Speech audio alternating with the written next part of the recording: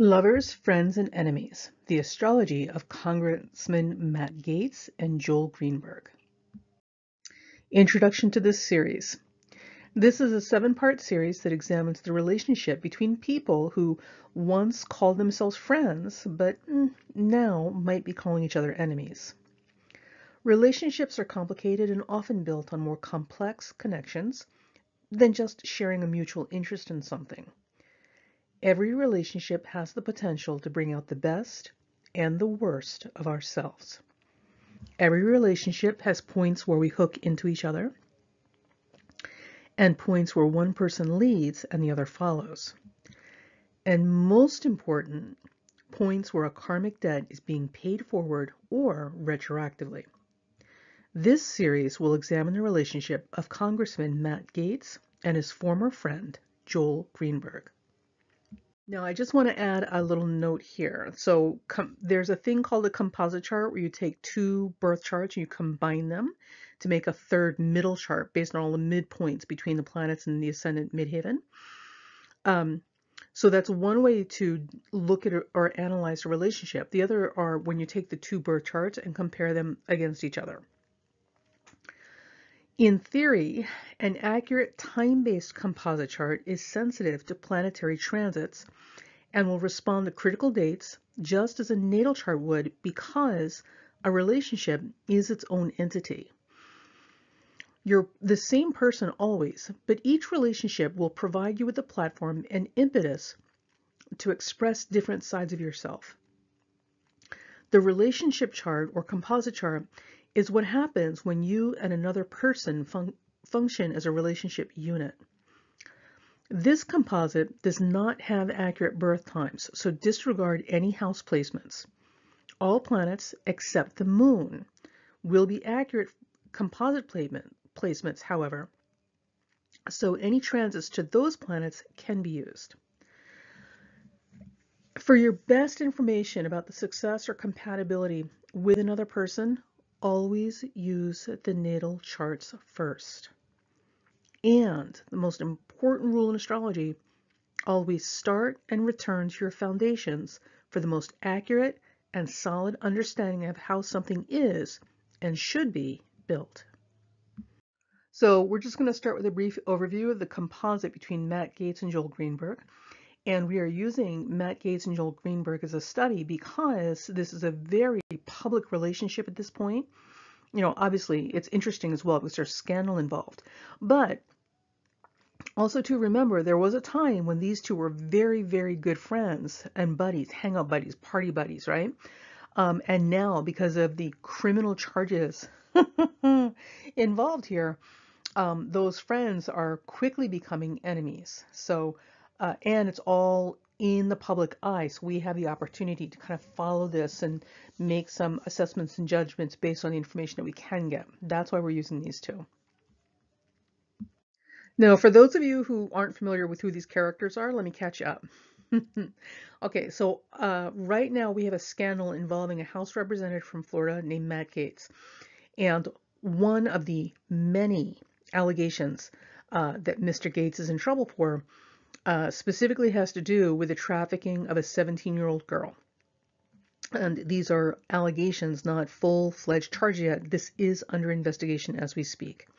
Now, and there are some other things involving Gaetz and this whole can of worms that just got opened that they're currently investigating, so we're not getting a lot of information about it, just little bits and pieces here and there as it floats up in the news. Now, all of this came from his good buddy, Joel Greenberg, down in Florida, who was a Seminole County tax collector, and apparently that is an elected position. And Joel Greenberg found himself at the center of many charges, 33 to be exact, as of today, for a lot of criminal activity he was doing in his position as the elected tax collector, up to and including making fake IDs from identifications people were turning in as they were changing over to Florida IDs. And ooh, it's just a big bag of hot mess with his character. So one of the things that was happening was, as the feds were investigating Joel Greenberg, he either voluntarily or accidentally threw Matt Gaetz, his House rep friend in Congress, under the bus with him, which of course, sent the feds looking into his affairs to find out what else is going on here. And the biggest thing with Joel Greenberg now, as of today, looks like charges of, I don't know what the legal term is for pimping, but being a pimp. In his arrangements that he was making with very young women through sugar daddy websites. So now, of course, they're both under criminal investigation for a whole lot of stuff, and that's where our astrological analysis begins. Okay, so this is the composite chart for Joel Greenberg and Matt Gaetz. Remember, we don't have accurate birth times for either of them, so ignore the houses, they don't count. The planets, however, will all be in their correct positions, which means that the composite planets will be correct as well. The only thing that's going to be off is going to be the moon, because the moon will have moved a little bit depending on what time of day either of these gentlemen were born. So we don't have an accurate moon degree, but we can make a very good guess that the moon is in either the middle to early degrees of Capricorn, but we're going to stay within middle degrees just to be on the safe side. And mostly we're just going to use it by sign. So the first thing we look at when we look at a composite, and especially this composite, is we look for the sun right here. Now, one of the things I want you to notice is that Mercury is conjunct the sun, and Mercury is at the Aries point, the 0 degrees Aries point. And this is important because, as we've said in other places, and we'll say again, when you have something on the Aries point at 0 degrees cardinal signs, especially if it's dead on 0 Aries, this is something that will launch you into fame, not necessarily for the reasons you want, as is the case with these two. I'm sure this is not how they wanted or planned on getting famous. And often it will elevate you into positions of fame far above and beyond what would come to you naturally otherwise. So, and to illustrate that point, because Matt Gaetz has a planet on the Aries point as well in his natal chart. And being a House representative, you would think being a politician would make you, famous more or less, right? But here's my question for you. There are well over 100 plus, maybe 130 or more House representatives in Congress from across the United States, right? So you, right now, quick, right off the top of your head, I want you to name all of the House representatives that you can think of. Right, exactly. Outside of Matt Gaetz and the two wackadoodle sisters, Marjorie Taylor Greene, Jewish space lasers, starting forest fires, and then that that trailer trash, Lauren Boebert. Yeah, oh my God. Outside of those three, I literally can't think of any other House representatives. So being a politician or House representative does not guarantee that you'll be famous. And Matt Gaetz apparently is definitely not only going to be famous, he's going to be famous in a way that is remembered forever, because this will definitely go in the history books. So I thought this was interesting, right? Now, the sun, if we had houses, we could kind of figure out how this relationship might function, but we don't have that. So we're just going to go with planetary placements for right now. So the sun and Mercury in a composite chart, remember, this is their relationship, also makes a trine specifically to Jupiter. It's really wide for Uranus, but it's there. Definitely a trine to Jupiter. So the Sun, Mercury, trining Jupiter in the chart would indicate kind of an easy, breezy, playful relationship, which definitely sounds like the friendship they have enjoyed for quite some time, right? Also, this Sun, Mercury, if you look, it's quincunxing Saturn, right? And that's not such a happy position. So Saturn plays a very big role in this relationship. And one of the things with the Sun quincunxing Saturn is there's typically some sacrifice or karmic debt that has to be paid. It's not a happy position, and it's definitely not one to take for granted, because there's a lot of penalty for not doing the right thing when Saturn is involved in less than fantastic configurations in a composite chart. Now, again, also too, we've got Venus, right, which is social affairs, pleasures, friendships, things of that nature, making a beautiful trine to that Mars and Pluto. So these two, again, should have similar appetites. They should be able to enjoy similar things. They have the ability to cooperate and work well together. And also, with Venus trining this Mars-Pluto, one of the other things that we would look for in a relationship is the ability to support each other very well in terms of the acquisition of large-scale goals. So anything these two would have done together would have been with the intent, purpose, and mind to do something on a very large or grand scale. Now, when we look at what's going on with a scandal now and what we do know about what's been happening with them, when we apply that picture to those facts, that now it gets a little scary, right? Because it's like, what were those two up to? And also to remember, this is all speculation because there's a lot of information we don't have. So we're kind of just putting puzzle pieces together with the astrology that we do know and what we're reading from the headlines. Now, with the moon, so in composite charts, they don't really use the signs. It's mostly planetary aspects because your signs are just notations about where things are in a chart. So the moon, and again, also we don't have an accurate moon placement. The moon is, we're going to say it's, right now we're going to say it's in the middling degrees, right? Because we don't really know where the moon is. So the moon theoretically could be at the midpoint of here, but actually, you know what? We don't even really have that much information, so let's just let that go for a second.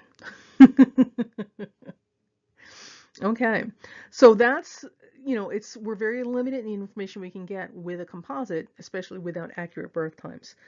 So what do we know about this so far? Well, we know that this relationship would be very, very publicly visible, and it became very publicly visible, obviously. There's also the potential for this to become a very famous relationship, and it is. We know that these two would be able to coordinate and work together and support each other in terms of grand scale projects, which we don't know what that is about specifically yet, but I'm sure that will all come out in the wash as well, because they would definitely support each other's ambitions. And also, we know that this relationship would have been very playful and jocular and lots of, I wouldn't say daredevil sort of stuff, but certainly a whole lot of almost teenage rebellion kind of behavior, right? And it definitely sounds like the relationship they were having, like a couple of frat brothers out of control.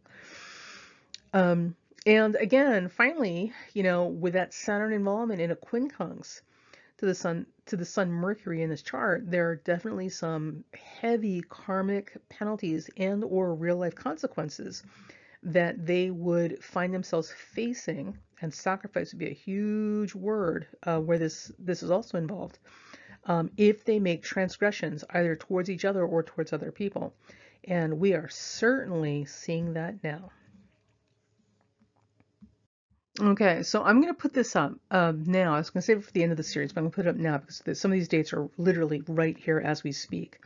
So dates to watch for these two, and with Matt Gaetz, I'm using a rectified time of birth. I've moved it around a little bit. I'm pretty sure he is very early Scorpio rising. So I could be I'm literally rectifying a time, so I could be wrong, but I'm almost positive he is early Scorpio. He's definitely Scorpio rising, but I think it's early Scorpio rising in the final analysis. Okay, so dates to watch. Right here, April 13th and 14th. We want to watch those dates for developments with Joel. And then again, April 14th and 18th, or April 14th through 18th. Then we're going to watch for developments with Matt Gaetz. So let's watch the headlines and see where that goes. Now we know April 12th was going to be a big day for him, which was a Sunday. And so it was a little unexpected what was going on, like because what could possibly happen on a Sunday, right? And apparently the things that hit the headlines have to do with him attempting to get a meeting with Trump or something like that and then being denied.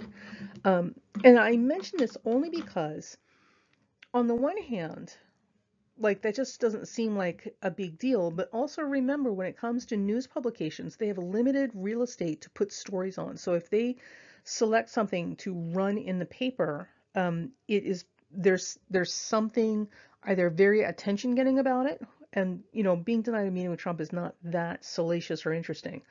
Um, or there's more meat to it that's coming later, or there's more significance that we might be seeing out here on the outer limits of, the world as those people are living in. So being denied a meeting with Trump, I don't know why this is important, but maybe people who are more politically savvy would have a better sense of why this is such a big deal that it made headlines all over the place. Because just idle gossip or stuff like that is not enough to get a headline.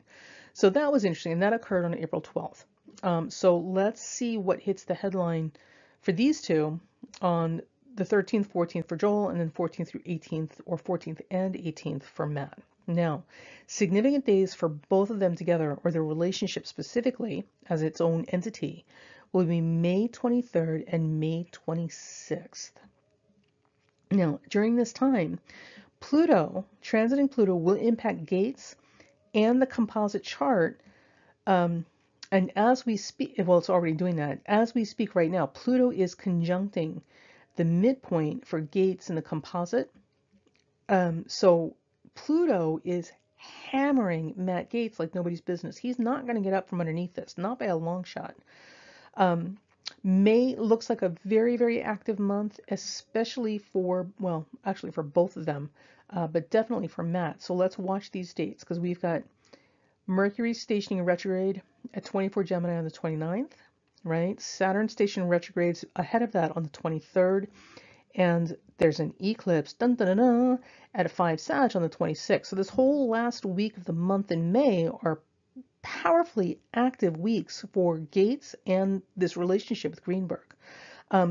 Joel doesn't seem to be hit with this as much as the relationship, and Gaetz gets hit with this. So whatever's going on with Greenberg may be done and over by then, like it's literally just kind of a done deal in yesterday's news. But Gaetz and his relationship to Greenberg will live on through the month of May and hit crisis states at the end of the month. So let's take a look and see what that's about. Okay, so this completes part 1 of a 7-part series. And the next set of segments that we're going to do about this particular relationship and these characters, we're going to look at their individual natal charts compared to each other. We're also going to look at the synastry between them and how each of these characters is affecting or influencing the other. The person controlling this relationship and being the dominant force leading the other person into perdition may not be the person you think it is. So we're going to do a lot about looking at the red flags in relationships and things to watch out for. And also, what the difference is between these planets and these aspects in their chart compared to identical planets and identical aspects in someone else's. So stay tuned. Be sure to come back, subscribe so you get notification that these videos have come up and the next videos in this series come up. Like and share if you enjoyed this, and especially share this with people that are interested in learning astrology but may be in places where they're not able to access, education in the more formal settings.